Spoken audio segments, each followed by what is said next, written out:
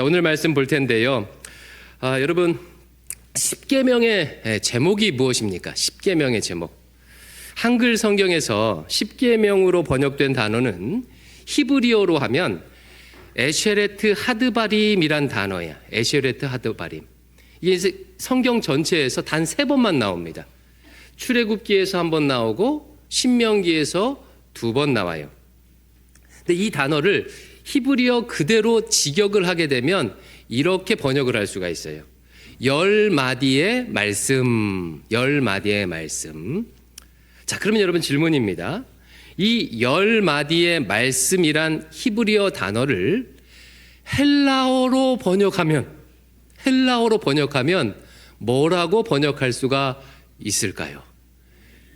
힌트. 좀 어려우니까 힌트를 드려야 되죠. 이 앞에 현수막에 써 있습니다. 4글자. 이 앞에 현수막. 데칼로그입니다. 데칼로그. 10마디를 뜻하는 데카와 말씀을 뜻하는 로고스. 여러분 로고스 많이 들어보셨죠? 그래서 데카, 로고스에서 합쳐서 데칼로그라고 합니다. 이번에 십계명 강해를 듣는 분이라면 이 정도는 상식으로 알고 계셔야 합니다. 자주 쓰는 단어이기 때문에 그래요. 십계명을 헬라어로 하면 뭐라고 한다고요? 데칼로그라고 해요. 근데 여러분 한번 잘 생각해 보세요. 10마디의 말씀이라고 번역할 때와 십계명이라고 할 때, 말씀이라고 할 때와 계명이라고 할 때는 뉘앙스가 좀 차이가 있지 않습니까? 그죠? 느낌이 달라요. 그래서 이 에쉐레트 하드바림을 뭐라고 번역하느냐에 따라서 십계명을 나누는 순서가 교파마다 좀 달라요. 우리 개신교 같은 경우는 이것을 계명이라고 번역하기 때문에 제일 첫 번째 계명이 뭐가 되냐면 명령문, 금지의 명령이 나와 있는 너는 나 외에 다른 신을 내게 두지 말라라는 이 명령문을 첫 번째 계명으로 봐요.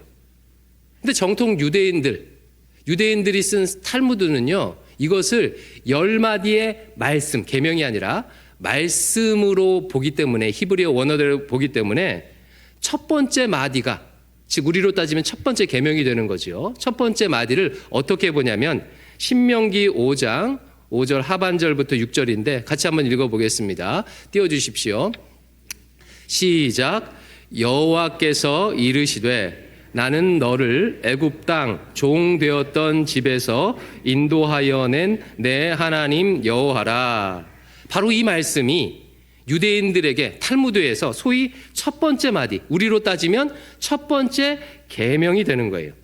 대신 유대인들은 우리가 1계명, 2계명으로 나누는 것을 하나로 합쳐서 한 개의 계명으로 봐서 그렇게 10개를 맞춥니다. 그러면 개신교회는 이 첫 번째 마디, 방금 읽은 첫 번째 마디를 어떻게 바라볼까요? 개신교회도 이 첫 번째 마디를요, 십계명에 기록해 놓고 있어요.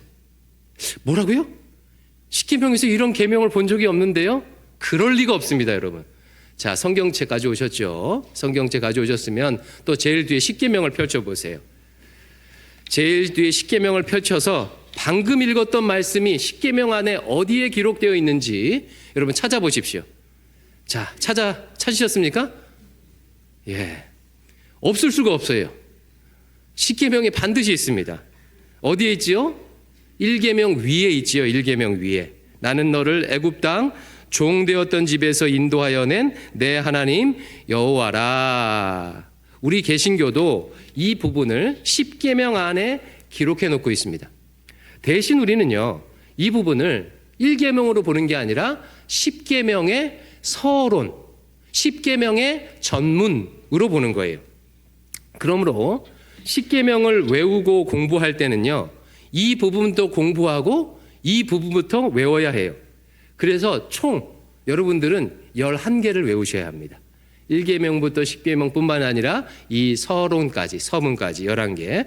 다시 한번 읽어볼까요? 신명기 5장 6절입니다. 다시 읽습니다. 시작. 나는 너를 애굽 땅 종 되었던 집에서 인도하여 낸 내 하나님 여호와라. 내일 아침에 이것을 외우셨는지 점검해 보도록 하겠습니다. 이번에 십계명을 공부한 사람과 그렇지 않은 분이 여기서 극명하게 차이가 나겠지요. 이번에 공부를 안 하신 분들은 십계명에 하면 1계명부터를 생각하실 거예요. 근데 여러분들께서는 어디서부터 생각하시는 거예요? 첫 번째 마디, 신명기 5장 6절부터를 십계명으로 보시면 됩니다. 이 첫 번째 마디는요, 십계명을 주신 하나님께서 어떤 하나님인지를 보여주는 하나님의 자기 선언이에요. 하나님의 자기 선언입니다. 하나님은 자기 자신을 이 서문에서 세 가지로 선언하시는데 요약하면 이렇게 돼요. 첫 번째는 나는 여호와다. 두 번째는 나는 너를 애굽에서 인도한 하나님이다. 세 번째는 나는 내 하나님이다. 십계명을 주신 하나님이 어떤 분이시라고요? 나는 여호와다. 나는 너를 애굽에서 인도한 하나님이다. 나는 내 하나님이다. 오늘은 이 세 가지 의미를 각각 살펴보겠습니다. 첫 번째, 나는 여호와다. 여러분, 여호와는 무엇입니까? 하나님의 칭호, 하나님의 이름입니다. 이름에는 무엇이 담겨 있지요? 이름은 단지 명찰이나 호칭 이상의 의미를 가지고 있어요. 이름은 그 존재를 담고 있습니다. 여러분께서 미국의 대통령 조 바이든 대통령과 이런 대화를 한다고 가정해 보겠습니다. 바이든 씨, 저 미국에 입국해야 하는데 비자가 안 나와서 열심히 기도하고 있습니다. 그러자 바이든이 대답해요. 걱정하지 마십시오. 제가 해결해 드리겠습니다. 뭐라고요? 해결해 주실 수 있다고요? 아니, 어떻게 그게 가능하지요? 참, 제가 누군지 모르십니까? 조 바이든입니다. 여러분, 방금 말한 조 바이든입니다라는 말 안에는 어떤 의미가 담겨 있습니까? 그냥 단지 이름을 가르쳐 준 게 아니에요. 어떤 권력을 가지고 있는지, 어떤 능력을 가지고 있는지를 나타냅니다. 이처럼 이름은 그 사람의 존재를 규정합니다. 그러면 질문이에요. 여러분의 신학적 지식을 다 동원해서 한번 생각해 보십시오. 어떤 사람에게 그 사람의 존재를 규정하는 이름을 붙일 수 있는 것처럼, 혹은 어떤 사물에게 그 존재를 규정하는 이름을 붙일 수 있는 것처럼 하나님에게도 하나님의 존재를 규정할 수 있는 이름을 붙일 수 있을까요? 없을까요? 예, 불가능해요. 불가능합니다. 여러분, 이름을 붙이려면 그 존재를 규정할 수가 있어야 돼요. 이 앞에 있는 마이크에게 마이크라는 이름을 붙이려면 이것의 기능, 이것의 역할, 이것의 모양 등을 규정할 수 있어야 이름을 붙일 수 있는 거예요. 그러나 하나님은요, 원래 그럴 수 있는 분이 아니십니다. 로마서 11장 36절을 같이 읽어볼게요. 시작. 이는 만물이 주에게서 나오고 주로 말미암아 주에게로 돌아감이라. 그에게 영광이 세세에 있을지어다.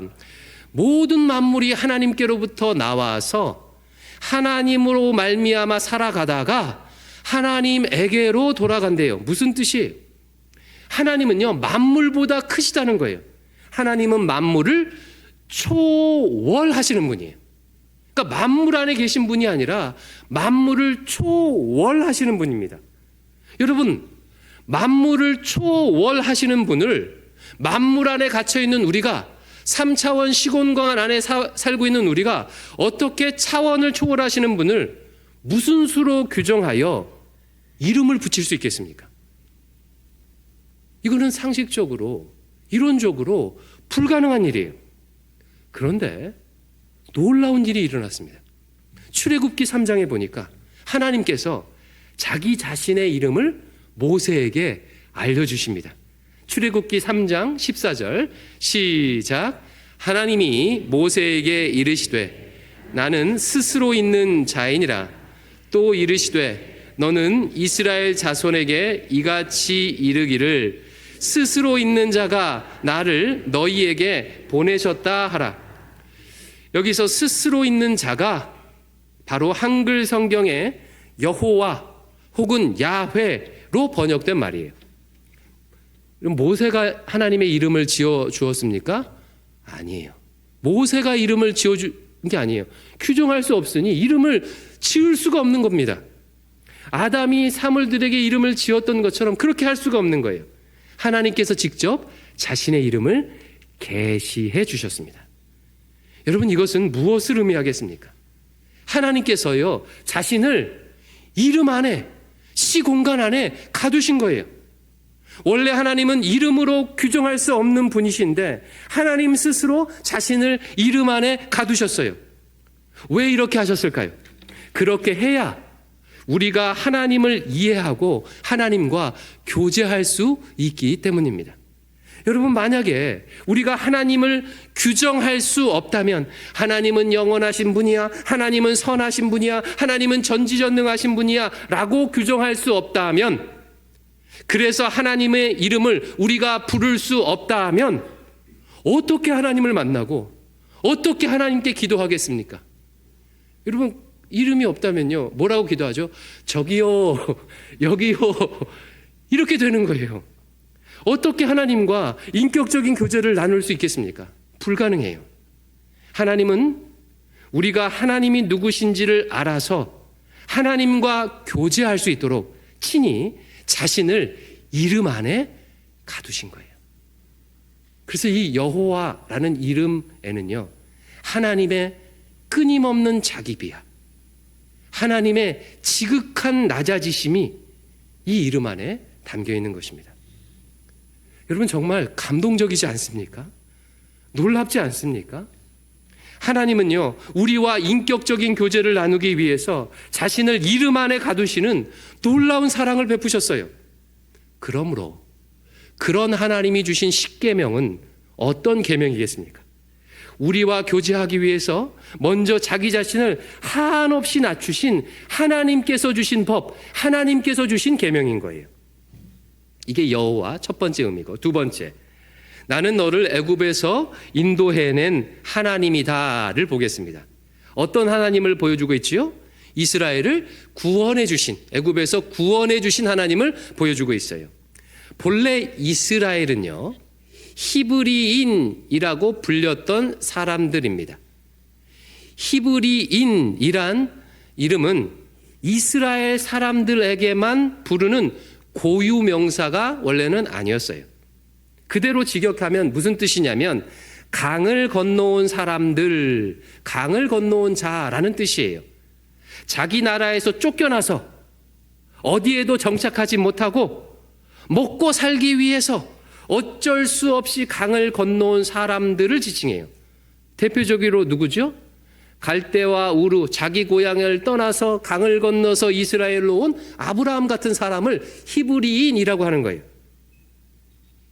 떠돌아다니는 난민, 나그네, 잡족들을 뜻하는 말이 히브리인입니다. 이스라엘은 원래 난민과 같은 자들이었습니다. 뿐만 아니라 이스라엘은요, 노예였어요. 애굽의 통치 아래서 무려 400년 이상을 노예로 지냈던 사람들이 이스라엘 사람들이었습니다. 여러분, 이런 자들에게 무슨 인권이 있고 무슨 삶의 의미가 있겠습니까? 그저 하루하루 소망 없이 마지못해 먹고 살기 위해 사는 것이지요. 마치 하나님을 떠난 우리 인생과 같지 않습니까? 하나님을 떠난 우리 인생은 본래 의미 없는 인생입니다. 광야 같은 세상에 던져져서 내가 어디로 가는지, 내가 왜 사는지 길을 잃어버린 나그네 같은 삶, 나그네 같은 자들이 본래 우리예요. 자본주의 세상에서 승자 독식의 무한 경쟁에 치여 살면서 하루하루 고단하게 사는 사람들이 바로 우리 같은 자들이에요. 한마디로 죄와 사망의 종로를 타는 것이 우리의 인생입니다. 그런데 하나님께서 그런 이스라엘을 구원하셨습니다. 애굽에 종살이하던 노예를 인도하여 하나님의 백성 삼아 주셨어요. 말도 안 되는 은혜를 베푸셨어요. 근데 여기서 중요한 게 있습니다. 여러분, 지금 하나님께서 십계명을 주시면서 십계명 잘 지켜, 그러면 너희를 애굽에서 구원해 줄게 라고 하셨나요? 아니면 먼저 구원의 은혜를 베풀고 나서 계명을 주셨습니까? 후자예요, 후자. 후자입니다. 제국의 왕들은요, 내 말을 지켜야 인간 대접해 줄 거야? 내 규례를 지켜야 내 나라에서 높이 올라갈 수 있어? 라고 합니다. 그렇게 규례를 적용해요. 반면 하나님은 놀라운 은혜로 구원하신 이후에 이미 하나님 백성 된 자들에게 거룩한 백성 삼으신 이후에 규례와 법도를 주셔요. 선은혜 후 계명입니다. 그러므로 이런 하나님께서 주신 십계명은 어떤 계명이겠습니까? 구원받기 위해서 지켜야 하는 시험 같은 계명이 아니에요. 경쟁하면서 지켜야 하는 대학 입시 같은 그런 계명이 아닙니다.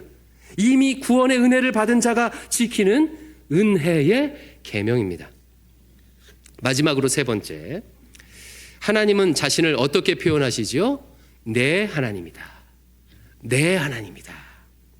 영원하신 하나님, 모든 만물을 초월하신 하나님, 원래 이름으로 규정할 수 없는 하나님께서 자신을 이스라엘의 하나님으로, 나의 하나님으로 스스로를요 구속하고 계셔요. 올가매고 계십니다. 여러분, 내가 누군가에게 나는 너의 친구야, 나는 너의 동료야, 나는 너의 보호자야 라고 말하는 것은 그 사람에게 나를 올가매는 거예요. 나를 구속하는 것입니다. 하나님께서 지금 그렇게 하셔요. 나에게 자신을 올가매고 계세요. 죄와 탐욕으로 찌든 나, 세상에서 길을 찾지 못하고 방황하는 나, 버러지 같고 아무것도 아닌 나 같은 자의 하나님으로 자기 자신을 가두고 계십니다. 내 하나님이다 라는 선언은 우리에게는 기적이며 동시에 하나님에게는요 끝도 없는 지극한 낮아지심입니다. 그러므로 여러분, 이런 하나님께서 주신 십계명은 어떤 계명이겠습니까? 하나님께서 나와 같은 자의 하나님이 되시려고 주시는 계명이에요. 우리를 위해 주시는 계명입니다. 십계명은 바로 이와 같은 하나님의 자기 선언으로 시작을 하는 거예요. 여러분, 이렇게 읽어보니까 이 십계명의 서문이 얼마나 위대한 선언인지 여러분 좀 감이 오시죠? 우리와 교제하기 위해 여호와라는 이름 안에 자신을 가두신 하나님, 우리와 교제하기 위해 우리를 먼저 구원하시는 선은혜, 구원하시는 하나님, 우리와 교제하기 위해서 자기 자신을 우리에게 올가매시는 하나님을 선포하면서 시작하는 거예요. 따라서 십계명은요, 우리의 자유를 억압하고 우리를 옥죄는 금지의 법이 아닙니다. 나를 위해서 한없이 낮아지시는 하나님과 교제하도록 주시는 법이에요. 여러분, 십계명을요 정말 기쁜 마음으로 받고 기쁜 마음으로 지키기 위해서는요 이와 같은 하나님에 대한 인식이 먼저 선행을 해야 돼요. 그렇지 않으면요 십계명은요 정말 그야말로 계명이에요. 법입니다. 우리에게 짐이 돼요. 우리의 자유를 제한하고 우리를 통제하는 것이 됩니다. 이런 의미에서 여러분에게 묻습니다. 여러분에게 하나님은 어떤 분이십니까? 어떤 분이십니까? 안타깝게도요, 한국인은 이 땅을 살아가면서 특히 어르신들은요, 좋은 권위자를 별로 경험해 보지 못했습니다. 오히려 나쁜 권위자들을 많이 경험했어요. 유교 가부장에 찌들어서 자기 맘대로 하고 때로는 폭력을 행사하는 아버지의 권위, 나라를 자기 마음대로 좌지우지하고 심지어 국민을 죽이기까지 하는 독재자의 권위, 이유 없이 후임을 얼차례시키고 때리는 군대의 선임들의 권위, 부하 직원이라는 이유로 갑질하는 직장 상사의 권위, 이처럼 나쁜 권위를 경험하다 보니까 많은 분들이 권위자들이 말하는 법과 규칙에 대해 근본적인 거부감이 우리 안에 있습니다. 그래서 심지어는요, 어떤 분은 하나님을 아버지라고 부르는 것까지 꺼린다고 하지 않습니까? 육신의 아버지가 어렸을 때 너무 힘들게 해서요, 이 아버지라고 부르는 것 자체가 힘들대요. 그러나 우리 하나님은 그런 하나님이 아니십니다. 우리를 사랑하여 한없이 자기를 낮추시는 하나님이에요. 하나님이 그런 사랑의 하나님이시기에 우리는 십계명을 감사와 은혜로 받을 수 있습니다. 짐이 아닌 하나님과 교제하는 자유의 계명으로 받을 수 있는 것입니다. 다시 한번 여러분에게 묻습니다. 여러분은 하나님에 대해서 어떤 이미지를 가지고 계십니까? 새해를 시작하며 나에게 하나님은 어떤 분이신지를 곰곰이 한번 생각해 보십시오. 혹시 너무나도 먼 분, 하나님은 나한테 너무 먼 분, 기도해도 잘 응답해 주시지 않는 분, 특별 새벽 기도 이렇게 5시 반에 나와서 한 2주 정도 기도를 해야 응답해 주실까 말까 하시는 분, 다른 사람한테는 몰라도 나한테만큼은 너무나도 모질게 하시는